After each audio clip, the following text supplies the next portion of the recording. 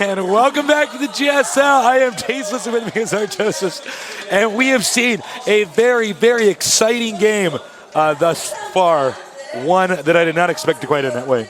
Well, I'm just surprised that he tried for a 14 hatch. I hope that NesTea realizes that, the game has swung around now and you can't 14 hatch anymore. There's really two maps that it's reasonable to try on Chakuris and Scrap Station. Other than that, it's kind of suicidal. So hopefully we see him tighten up his play a little bit. No more 14 hatching, maybe pool first. We'll see. One thing to keep in mind, though, is that some of these players don't always do the same trick twice. Yeah. He may have discarded that strategy from his playbook, and maybe he can get away from a 14 hatchery, but certainly he's seen what can happen if, Boxer does opt to do something like this. That is like a 7th level thinking thing, so we'll have to see what they decide on that. The next map, it is Lost Temple, and there is more to worry about than bunker rushes on this map for NesTea. No kidding. You got to be careful. This is a map where you got cliff drops, Thor drops, of course, very dangerous drops on the cliff. With tanks, for instance, you can, of course, just trick them into thinking you're going to drop and then rush the front, making for misplaced spine crawlers. Yep. So there's a lot of stuff that Zerg has to be ready for. However, with NesTea's playstyle, he does seem to be okay with just absorbing a bunch of blows and then consuming the map and winning. Yeah. So we'll have to see, can he get back to his playstyle? Can he play his reactive game? Yeah. Not if he's bunker rushed, man, or marine SCV rushed. That is not what he wants to see. NesTea is a player that needs to get into an economy game. He's great at economy management, so we'll just have to see. I'm very excited, though. I'm glad that Foxer really showed people it's like, sup. That's what happens if they go hatchery first. You just kill him. He doesn't normally do builds that are quite like that. Yeah. Normally we've seen him go for the fast expanding builds. We've seen a lot of different stuff, but we have not seen anything quite as all-in-ish, and that's about as all-in-ish as you can get. I'm just going to keep throwing SCVs at you and using mules. It's smart, though, because he really relies smart. upon the mule, and the mule gathers so many minerals that you can actually just use your SCVs as fighting units. And what you going to do, man? Your Micro and Marine's behind a line of SCVs. Best case scenario, you have as many drones as he has SCVs, then some additional Zerglings. And with the Micro a Terran has, and then his economy's still in place because he's got those mules dropping down. As I said, Tasteless, it's a more powerful rush than what we even had before the patch. People are actually having to think now. They're like, I can't abuse the barracks before a supply depot. Well, if I have a supply depot, I'm actually going to have a better economy and actually hit you even harder, and it's going to be even harder for you to stay alive during it. That's very true. What's funny about this is that Blizzard actually reduced the hit points of the SCV in the beta because there was a rush that they were doing against Protoss Terrans where SCV Marine rushes where the Protoss just couldn't stop it. So Blizzard took that out, and a lot of people were saying, but now we won't see Marine SCV rushes anymore. Well, apparently not. That'll never be the case. Apparently that will not be the case. Those things could have one hit point, and I think people would still be rushing with them. It's just the way it is, especially when you have that mule out there. It's just another body on the battlefield. The mule is such an interesting unit. The way it can operate and enhance the economy, it's really quite awesome. Well, it is quite awesome. We're going to get this going in just a little bit here. Terran, of course, does have so many options on this map. I would not say it's an imbalanced map, but it's certainly a map where you got to be very careful as Zerg early on. That's the burden of the race. You do. If Terran really wants to cliff you and kill your hatchery, it's going to happen. Yeah. It's that simple. You can really prevent it a lot, but this game's getting going. Let's get ready.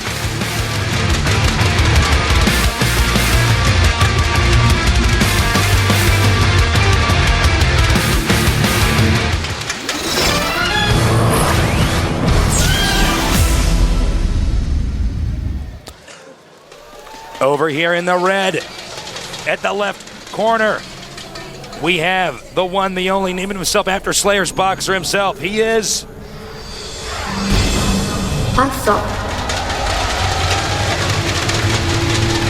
Down here, also at the bottom left, but more towards the center bottom, formerly named Zergbong.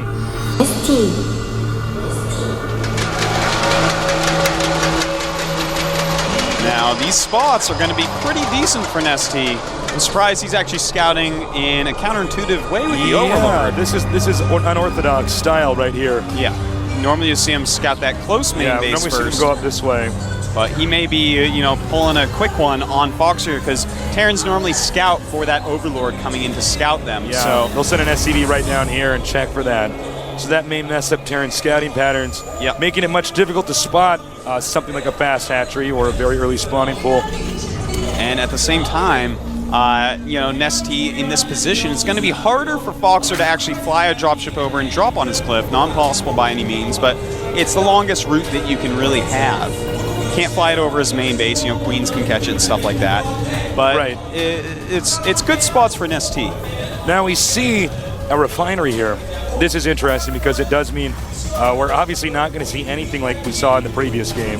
Yeah, and this is also interesting because the refinery, of course, gets you gas. Marines don't cost gas. We're watching Foxer. Maybe he's adding some clever stuff to his play. Now, let's take a look here. The Overlord's moving up. Remember, Overlord sight slightly more than the Terran structures. If he spots it, he may turn around, and he does. He did not see it. I do not believe he saw that. Yeah, I don't think so. But he is getting that second gas, so this could mean a lot of things. Could mean Banshees, could mean a tank drop, could mean a Thor drop.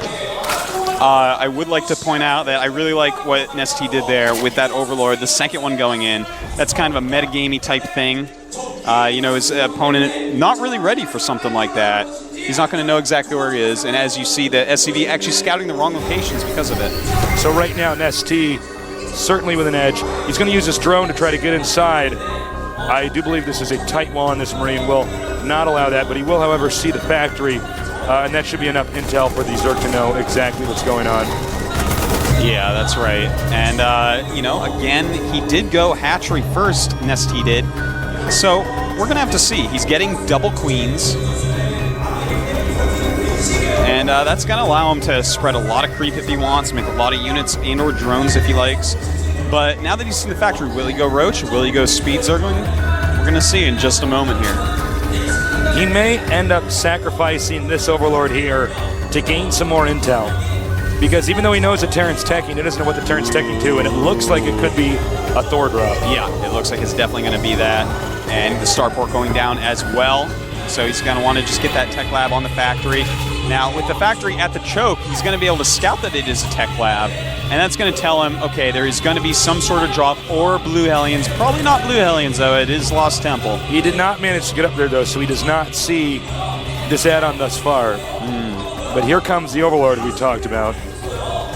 That's right. He's going to sneak in here and see what he spots. The thing is, the armory is in such an obvious location that Overlord's going to be able to see it right away. And as soon as he sees armory, he's going to know the entire game plan of Foxer. There he goes. And if he sees this, sees the starport, he sees everything he needs to see. That was a beautiful Overlord scout right there. A great sacrifice for the Swarm. For the Swarm, indeed. Kerrigan definitely has the hots for this guy. He is doing everything right so far. This is very different from what we saw in our previous game. And note, we have seen, it's funny because with NesTea, he was so bad about using creep tumors in Season 1. Yeah. I mean, this is a guy who both Artosis and myself criticized quite harshly. Now we see him doing quite the opposite. He's laying creep tumors. He's going to have a lot of creep on the map.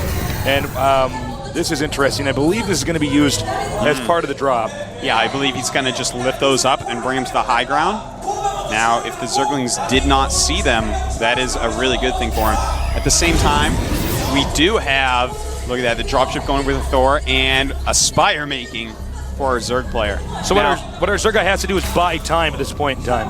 Yeah, he needs to buy some time, hopefully with some spine crawlers, but the thing is, the SCVs are going to be able to repair that Thor quite a bit, and Mutas are not going to be able to take it down easily at all. Here comes the Thor now. Medevac taking some hits. It will manage to get over there, though. It's going to pick up those SCVs as well. Chasing away Overlords, it's important. Therefore, there won't be any sighting up onto the high ground. Note the spine crawler in range here, and it's not going to finish in time. Yeah. Oh, this is looking rough for NesTea already. That Thor is going to do a lot of damage over here to this expansion. He'll have control over these 3 mineral patches. That might not seem like a lot, but it's actually it's quite a bit. Yeah, it is. And at the same time, it looks like we have going here from Foxer's base into the main, probably to snipe the Queen. It is another Thor, but he sees those speedlings, decides that is a little bit risky. Yeah, NesTea's doing a good job over here. He doesn't want to let the Thor get on the ground. He can just surround it. And there he goes. He's going after that Queen. He wants to kill that Queen, and he takes her out. He takes out the Queen. Things are already not looking good for NesTea. Meanwhile, another drop over here. 10 kills, make it 11. Oh my God, is he going to lose this game as quickly as he lost the other one? I think it's actually very possible. Yeah, this is pretty crazy here, man. This is a hard map for Zerg, as we were saying. These Thor drops are just so good on this map. And those SCVs, they are worth their weight in gold right now, just repairing away. NesTea is going to have to come up with something pretty clever. I think he's going to probably counterattack with his mutas as they pop out. He knows he can't take out on the cliff, but when he gets over there and sees what's over there, man, I think NesTea is going to just lose his rhythm. This is really scary. There's a lot of defense. He's not going to be able to do anything. He's being stopped at every turn. There's basically no way for the Zerg to deal with this, and everything he invested in was the Mutalisks. Another drop here. Just bringing the SCVs down now to help repair those Thors. 22 kills and 9 kills. Absolutely Oh my wild. God. I think that's drones, queens, you name it. Those Thors have killed it. The hatchery going down, half health, make it a fourth. Queen comes out. I don't think it's going to buy enough time. He has to do something. If he loses the hatchery, I do believe he will lose this game, and he's taken the hatchery out. And this is not looking good at all for our Zerg player, NesTea. Such a great player, but I mean, Foxer right now, man, he has got the builds. He's got the builds indeed, Artosis, and he is using them very well. His execution is perfect. The Thor drop quite similar to the Reaver drop in StarCraft 1, a little bit different mechanics behind it, but very similar nonetheless. And of course, we do know that back when our Terran player, Boxer, he was a Protoss player back then, and he was quite good with Reaver drops at that point in time as well. Hold that thought, though. He wants to take out these Thors so badly. He does have his circlings down there. He uses that magic box. The Mutas take much less splash that way. Removes those 2 Thors with minimal losses. Now he's going to get 2 medevacs as well. And NesTea, I mean, that is the first step to a comeback right there. You can see he was actually going to drop again over here and did not manage to do that. Now, I know there might be noobs watching this, Artosis. Please explain, what is a magic box? You know, those Thors, they do a lot of splash damage to tightly packed air units. But when you have the Mutalisks spread out just a certain amount and you click very far away from them, they stay in a boxed formation where they don't clump up. And that allows them to take out units like Thors. Now here we see a command center over here. By the way, on NesTea, I totally agree with this. He's just going to throw up a second expansion. This isn't safe, but it's the only thing he can do to come back. He's taking a risk. He's going to hope that he can use the Mutalisks to control the map and to control any scouting units. And if he gets his expansion up, maybe he can turn this around. He needs to stop these SCVs from building. He's got to do something here. Going after that missile turret, and that's a smart turret to take out. Even if he takes a lot of damage from Mutas, he's got to get in here and start doing some damage. And taking out turrets is one of the ways to do that. Thor's coming back, though. He's going to want to run immediately. He takes 3 volleys. That's going to be huge. But he runs out of there. All right. Yeah, and you know, I want to comment on what you said, Tasis, as you were saying, taking that double expansion, he's got to do something huge to come back, and we see that already. He's going to go ahead and switch techs back at home. Notice the Baneling Nest, notice the Roach where he's going to go. This is a total tech switch. Yeah, he's going to transition from Muta into Baneling Roach. So that's his plan. Use the Banelings to kill all the infantry units, use the Roaches to kill the Thors, and hopefully he can come back with that. We see more Mutas moving out. The Thors, however, and the Marines, he's got a small force out here, as you can see. He does not know about this expansion yet. My bet is he's going to push out. Note NesTea does have a lot of creep over here. Zerg units do move very fast on the creep, so you got to be careful. Yep. Baneling's on the way, but if he gets here before the Banelings can finish. He needs those Banelings out. He needs to hit the Marines with the Banelings, and then the Thors can be killed. But Thors with the Marine backup are so scary against a Mutalisk-based army. We're going to have to see. This is going to come down to Micro. Micro is what it's going to be. That's the name of the game. Unit control here. He's moving in. Banelings actually not being very effective here, but it looks like the Zerg, if he gets these Banelings, if he gets these Marines. Oh, look at that. The Roach is taking out the Thors, and down go the Marines. NesTea showing that he is, in fact, the best Zerg in the world. Beautiful play right there with minimal units, minimal time to prepare, taking out yet another army of Foxer. I have chills all over my body, Tasteless. Goosebumps, hair sticking up on the back of my neck. We are watching history right now. NesTea, man, this guy is unbelievable. Yeah, he's bouncing back quite quickly, taking out the SCVs, making the barracks. That's going to stifle the economy explosion here, and he's even trying to chase away this medevac. Yeah. Look at that supply, by the way. NesTea 102, 92 of Foxer. Yeah, that's right. He's actually outproducing him. Fruit dealer who? Fruit Deals dealer what? Please, please. It's all about NesTea. Of course, with Boxer taking out, somebody like that, he's essentially the fruit stealer now. Oh. And now, of course, NesTea really just giving it to him. I actually thought we were going to see GG shortly after the hatchery was killed, but NesTea is not giving up. Well, the thing is, NesTea's decision-making is unparalleled. I've never seen anything like it in StarCraft 2 yet, and it's just beautiful, man. He's playing exactly how he should, taking the right risks, making the right unit switches, and we're going to have to see. I mean, I'm not saying he's going to win, but it's really quite impressive to see a player of this caliber going at it. Yeah, talk about bouncing back from a serious beating. He was basically rocked. Now, one thing about Boxer is that he's known for being very aggressive, and it looks like he's actually planning on moving on again. If NesTea wipes out this attack, then we're going to see this game completely go the opposite direction, and it's going to be Boxer who's behind. That's right, and as you see, we have the Baneling speed almost done, and that's going to be huge because this is mostly a Marine army. He also knows about the hidden expansion. Please go ahead, Artosa, sorry. Well, you see he's on the creep now, he's moving forward. Baneling speed has finished, and this army is more than enough to take out what Boxer has here. We're going to have to see. He is backing up, though. Here come the Marauders. And the Banelings, unfortunately, hitting the Thor for the most part. And it looks like Boxer may be able to, in fact, hold this off. NesTea, big blunder right there, hitting that Thor with so many Banelings. And now you can see he's actually has his hatchery rally pointed there. Now he's going to have to hold up this attack. I think you're totally right about him making the mistake of using the Banelings on the Thor. He should have used them elsewhere. Now taking out Marines. Zerg is not going to be supply blocked, but Zerg has to hold up this attack. Oh God, he's got a micro better than that. A lot of roaches not getting their shots. He's got to run up, and there he goes. Makes him lift off. More roaches coming in as well. Good moves by NesTea, but a big mistake in his micromanagement there. He's going to regroup. He's going to go in for a second strike in the same location. These drones have to be transferred very quickly, and they will barely get out of there before this battle attacks. And here he goes. Still a lot of roaches in the back row, not getting their shots in. That is huge for Boxer. He can do so much more damage than he was, but there are so many Marauders here. I do not know if NesTea can hold this off any longer. Boxer's control is just too good. Drone's not coming in. He's going to try to do a surround. He has to win this battle. I think he actually will manage to do it, believe it or not. However, there's more units on the way up here. Now look at this. The drones getting their hits in now. And a lot of units just coming in from all over the place. Some mutas being switched back in because there are so many Marauders out there. Realizes that he's a little bit short of Marines, but here come the roaches, cleaning up all that is left.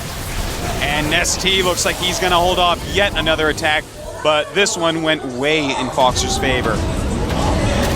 He did take quite a beating back there. I'm surprised he actually managed to stay alive during that. This is one of these games where it just keeps seesawing back and forth. They keep thinking one player's dead. But I'm wrong. That's right. He needs to eat out this the destructible rocks over here and take this expansion. Right now, Boxer about 20 supply ahead, and it looks like he's going for a pretty big drop. He wants to take out that third base of NesTea, and if he does, of course, that is going to spell out G&G, which spells good game, Tasteless. Double G. Here comes the drop. He does have spine crawlers ready, but there's not creep that leads a little road towards this location. Really wants to kill that geyser. And it looks like he's going after this hatchery now. A lot of Marauders in there. No way that he's going to be able to save this. Goes down quite easily. Boxer now in an undisputable lead. No, undisputable. Yeah, and it looks like even though he might lose this army, I mean, NesTea cannot be happy with the place the game is in right now. I have to say I'm a bit shocked he didn't actually pick up and then just relocate his army over here. But, you know. Trying to get some dropship kills here. He's got to kill as much as he possibly can, which unfortunately is not going to be very much. And I mean, at this point, Boxer's about 40 ahead in supply. Not a huge army right now for NesTea. You know, what Boxer's been doing a great job of is stopping the creep from spreading too far. And that's really messing with the Zerg's mobility. Zerg had no creep going towards his expansion. He couldn't get over there in time. It's quite true. You know, killing the economy so quickly of NesTea, he wasn't able to get extra queens out, wasn't able to throw down. And look at this. It looks like another attack here, but this one is definitely not going to go well. Marines in the back going to clean up those mutas very easily. The roaches in front died to the Marauders instantly, and the Banelings can't even get away. Two of them making it out there. And I think we're going to be seeing a GG pretty quickly here from NesTea. He just does not have the forces required to take out Foxer's Marine Marauder. Well, the majority of this game has been NesTea getting knocked around the map and then barely coming back and then taking another blow. NesTea going to try to force a stim here. That's where you basically make them stim and then you run away. Oops. That, of course, does that, but he did lose some mutas there, so not too effective. Not quite true. But he does have that third base back up. Unfortunately, Foxer taking the gold. He sees it. He's going to engage. He's going to go for the kill. Yeah, I'm not sure this is something that NesTea's going to be able to stop this time, man. Look at all those Marauders. Even against mutas, they're going to do fine. And here comes the rest of the army. Notice the Marines stay in the back to take care of Mutalists. The Marauders going to take everything else. And down goes the expansion. And quite possibly down goes NesTea this game. I would expect to see GG in a minute here. The stim is coming in here, and multitude of Terran units just flooding in here. All the tech trays are coming up here, and that is, I think, going to be GG. Yeah, that should end it. Here we go, the last final attack. The drones and mutas coming in. Just too many Marines. Even a Thor joining them now to just slice through those mutalisks. GG! GG! Boxer landing some mules. Wow. This kid, man. He is something else. Did he actually land mules during that battle? He did, right at the end. Nope. I was checking our preview scheme real fast. I cannot believe that. Now, of course, landing mules in your opponent's base during a battle is a diss. So he is putting the heat, he's turning the heat up right now and saying, guess what? This is my house. Yeah. You cannot take that 87K from me, NesTea. NesTea losing to that rush the first game.